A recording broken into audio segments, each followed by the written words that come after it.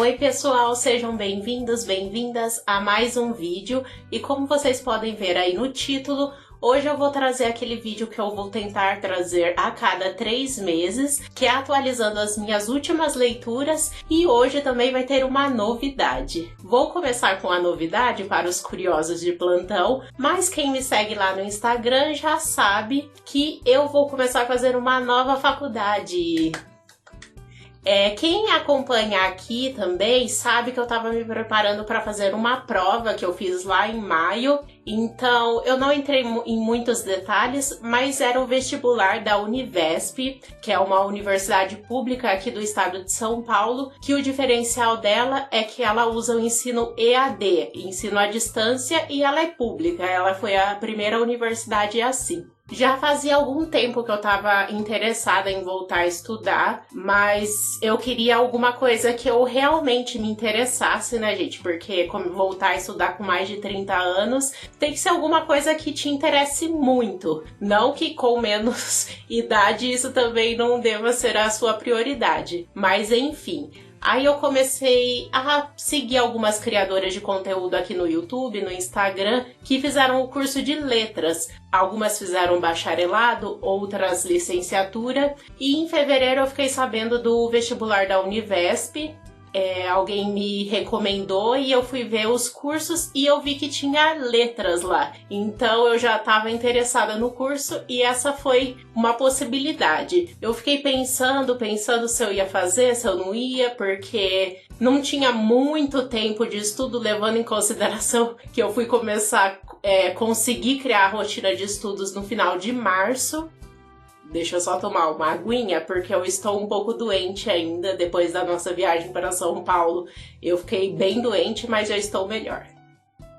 Mas depois da loucura que foi fevereiro, março, daí eu consegui criar essa rotina de estudos e então eu fiquei sabendo mês passado que eu tinha conseguido a bolsa. Fiquei muito feliz porque, sinceramente, fazia muitos anos que eu não estudava e eu acabei conseguindo, mas assim, foi um esforço que valeu a pena. Agora eu tenho 4 anos de curso aí pela frente, eu vou atualizando vocês. Minhas aulas vão começar agora no final desse mês de julho e também foi muito boa essa oportunidade porque eu não estou podendo pagar no momento e também eu não conseguiria, com a rotina que a gente tem hoje de gravar os vídeos, cuidar da casa, dos gatos, eu não iria conseguir ir todo dia para a faculdade.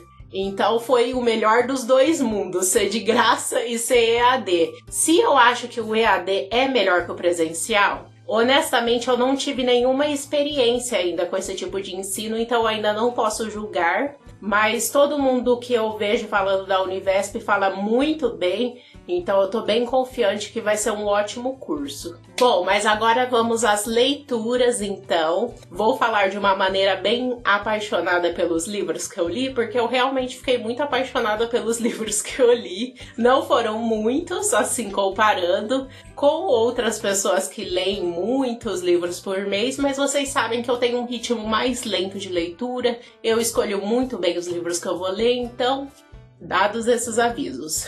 Quando eu lancei o último vídeo, no final de março, eu acho que eu estava começando a ler A Casa dos Espíritos, da Isabel Allende.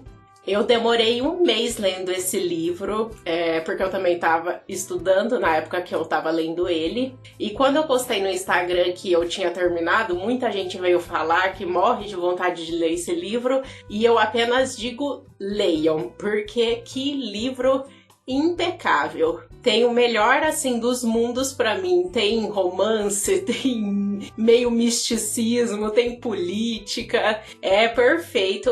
E família grande também. Eu adoro história com várias gerações da mesma família. São 3 gerações aqui de 2 famílias que na verdade viram uma só depois. E é muito focado nas mulheres dessa família, mas principalmente no patriarca, no Esteban, que é um personagem que é muito fácil de odiar ele, sim. Mas mesmo assim eu acho que o Esteban, ele paga muito pelos erros dele. Ele é um homem que venceu na vida, ele era bem pobre e conseguiu, assim, vencer, ascender de uma uma maneira extraordinária, mas só que praticando muitos abusos. Ele abusava dos funcionários, das pessoas da família dele, mas lá no fundinho da cabeça dele, com certeza ele sabia que ele era uma pessoa, de uma índole duvidosa. Então vai mostrando dessas relações dele com as mulheres da família, elas crescendo, amadurecendo, as outras relações. Tem muito misticismo também, porque ele é de realismo mágico, que é aquelas histórias de vários escritores aqui da América Latina, Gabriel Garcia Marques, a Isabel Allende, que mistura a realidade com coisas fantásticas, mas sem muita explicação porque é fantástico. Então, recomendo muito. Aí eu estava numa vibe muito América Latina ainda, e então escolhi este daqui, Travessuras da Menina Má, do Mário Vargas Llosa, que é um escritor peruano. Era amigo, inclusive, do Gabriel Garcia Marques. Tem uma foto muito engraçada do Gabo com o olho roxo. Então, foi esse senhor que deu esse olho roxo. Mas, gente, ai, que livro delicioso. Eu amei. Parecia que eu tava assistindo uma novela mexicana das boas. Ele vai contar a história do Ricardo. Quando ele é adolescente, ele conhece a Lili, que é a menina má. E ele se apaixona feito um bezerro por ela. Eles usam essa gíria lá, não sei se ainda se usa essa gíria lá no Peru. Mas acontece uma coisa lá na vida dela, que eles precisam se separar. E o Ricardo, ele tem o sonho desde criança que ele vai morar em Paris, que a vida dele precisa mudar, que ele precisa ir para Paris, que nada vai dar certo se ele não for morar lá. E se passam muitos anos, eles acabam se encontrando. Mas, assim, esse livro é de encontros e desencontros. Durante vários e vários anos eles vão se separando, se reunindo de novo. Mas só que eu acho que, com certeza, o romance é o principal. Mas o Ricardo também, ele é um personagem que eu adorei. Ele representa muito, de uma maneira muito sensível, a solidão masculina, digamos assim, que ele é um homem de situação imigrante em outro país, sozinho. Ele vai conhecendo algumas pessoas, mas só que ele vai perdendo todas elas. O livro é lindíssimo, assim, essas partes são bem tocantes.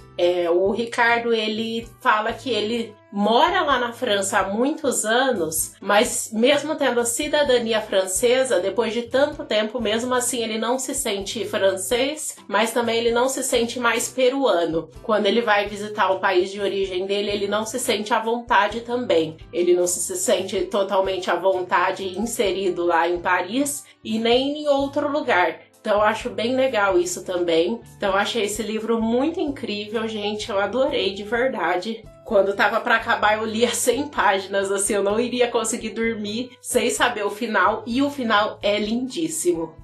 Aí o próximo foi uma novela desse livro aqui do Tolstói. São 4 novelas em um livro. Eu li A Morte de Ivan Ilitch, que é uma das mais famosas histórias do Tolstói. Foi a primeira vez que eu li o autor. E assim, eu estava com muita expectativa, já vou explicar, porque assim, todo mundo fala muito bem. E quando eu comecei a ler, eu tava... tá legal, mas não é tudo isso. Mas depois vira tudo isso sim, gente. Que história boa, muito curta, só tem 100 páginas, se eu não me engano.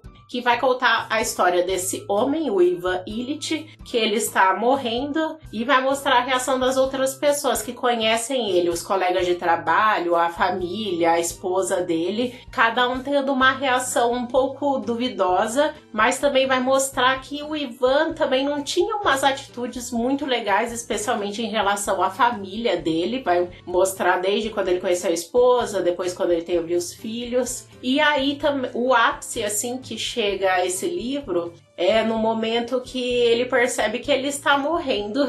Aí o livro se supera bastante e faz pensar muito, muito, muito essa história. Me deixou pensando coisas sobre a vida, sobre a morte, que realmente aquele pensamento, a morte é a única coisa irremediável. o ser humano, a única coisa que provavelmente nunca vai ter solução é a morte. Quando ela chega, não há maneira de desfazer aquilo. Então eu recomendo bastante, principalmente para quem nunca leu Tolstói, o que tinha sido o meu caso, A Morte de Ivan Ilitch, e eu pretendo ler as outras 3 histórias também esse ano.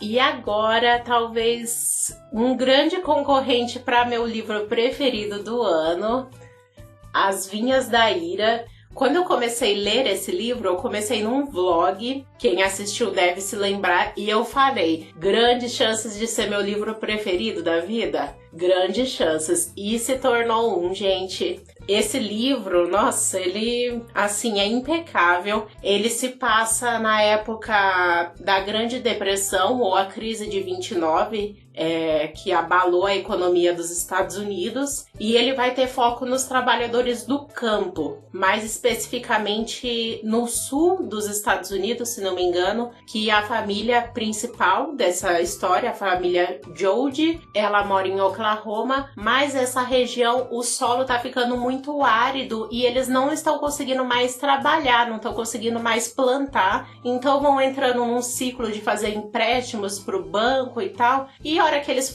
forem ver, eles estão sem as terras. Então há um grande êxodo, chama êxodo rural, se eu não me engano, que eles são obrigados a ir para outro estado. Não vou falar para não estragar a surpresa, mas eu acho que tá até escrito na capa aqui. Então há um grande êxodo de muitas famílias, muitas mesmo, com a promessa de uma terra santa. Tem até uma coisa meio bíblica aqui nessa história, que eles vão atrás dessa terra prometida. Também tem um caminhão que teve um momento que parecia muito uma referência à Arca de Noé. A família fica toda reunida em torno do caminhão que vai encaminhar eles para essa salvação. E assim, eles vão conhecendo várias pessoas, a viagem é super longa, eles passam muita necessidade mesmo. Tem umas partes bem pesadas, assim, de cenas de fome, que eles têm que ficar todos amontoados, a família inteira, a família é muito grande, vão se perdendo pessoas no caminho. Então, assim, é uma odisseia sensacional. Eu fiquei obcecada por esse livro e levanta muito a questão de quem, afinal, é o dono da terra, né? É o trabalhador rural que cuida, que cultiva, que colhe, que gera o alimento, ou é apenas o banco, né, que vai lá e toma essa terra? Nossa, mas eu recomendo demais. O final também desse livro me deixou, assim, embasbacada. E agora, talvez um dos livros mais doidos que eu já li, Memórias do Subsolo, do Dostoiévski, segundo livro do Dostoiévski que eu leio. E assim, que doideira esse livro. Eu imagino que muita gente deve desistir no começo desse livro, a primeira parte, que chama Subsolo, que, pelo que eu entendi, minha interpretação, o subsolo seria aquela parte da nossa mente que a gente guarda as coisas que a gente não quer dividir com ninguém, coisas vergonhosas, talvez, que a gente pense, memórias que a gente não quer compartilhar, coisas que a gente não quer nem pensar, nem saber que a gente viveu aquilo. Então vocês já imaginam, né, o nível desse livro.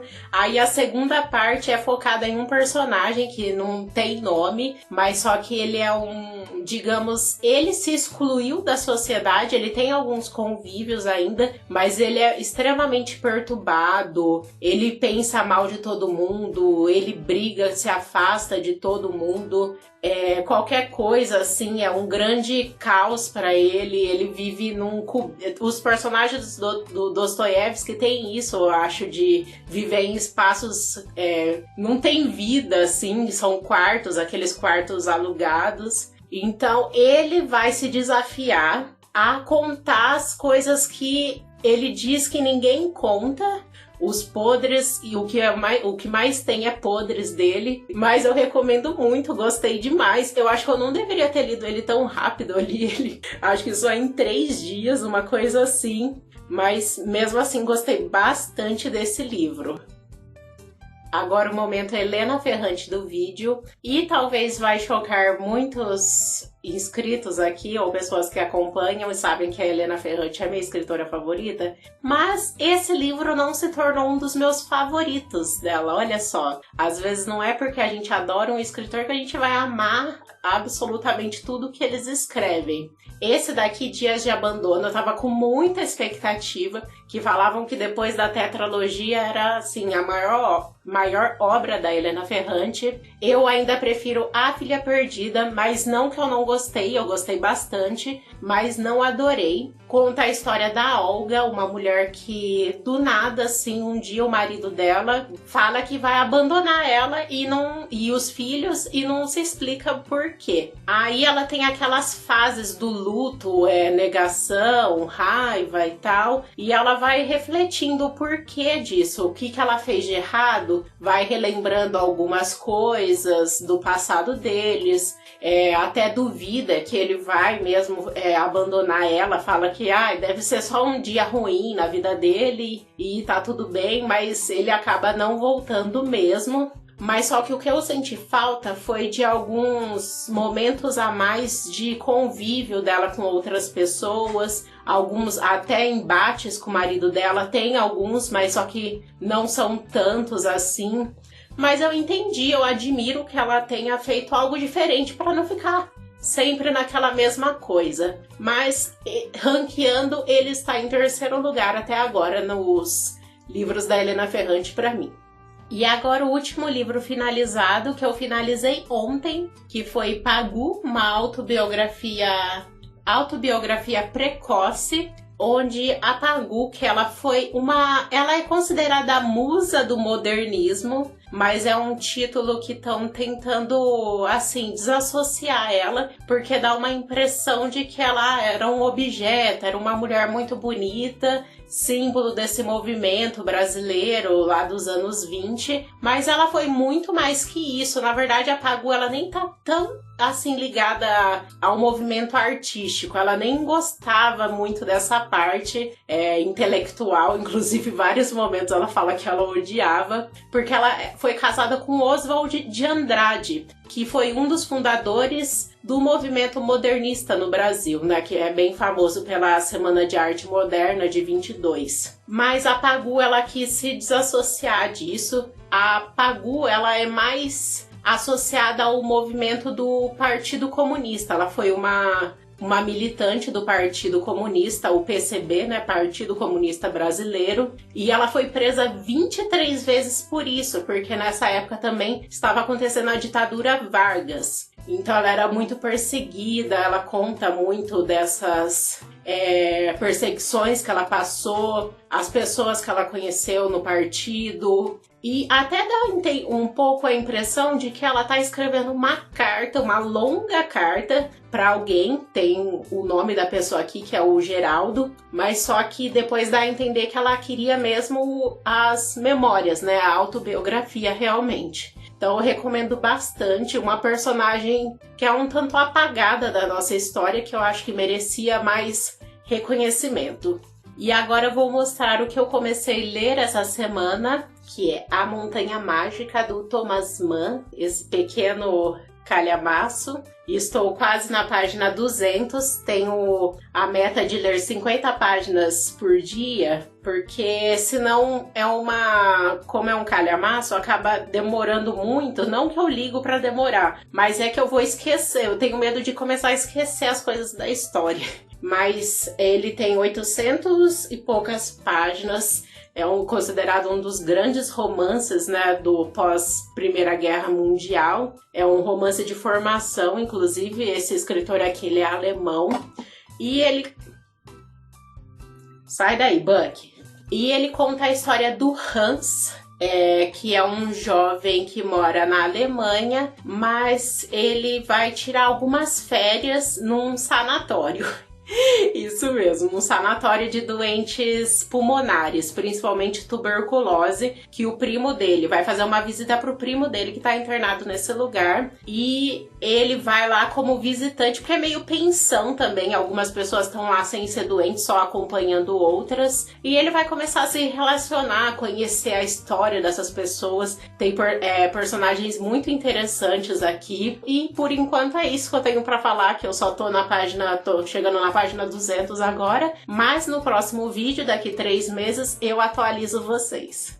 Então foi isso, pessoal. Espero que vocês tenham gostado. Se tiverem alguma dúvida sobre algum livro, pode deixar aí, alguma recomendação, que eu vou ficar muito feliz em saber. E espero que vocês tenham gostado da novidade. Se quiserem vlogs, sei lá, mostrando minha nova rotina agora como estudante, deixem aí nos comentários e até a próxima. Tchau!